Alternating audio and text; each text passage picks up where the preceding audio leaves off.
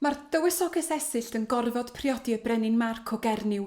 Ar y ffordd i Gernyw ar y llong, mae hi a'i gwarchodwr Tristan mewn camgymeriad yn yfed y diod hyd a lledrus. Mae mham hi wedi ei greu ar ei chyfer hi a'r brenin Marc ar noson i phriodas. Mae Tristan ac Esyll yn cwympo mewn cariad. Maen nhw'n cyrraedd Cernyw ac mae Esyll yn priodi y brenin Marc, ond mae Hisa a Tristan yn sylweddoli na fedrwn nhw fyw heb ei gilydd a maen nhw'n dianc i'r goedwig.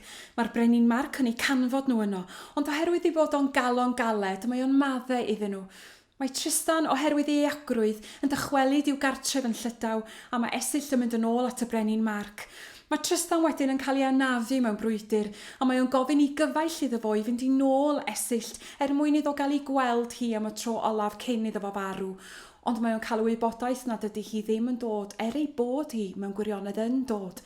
Ac mae Hisa wrth gyrraedd yn marw o dor calon.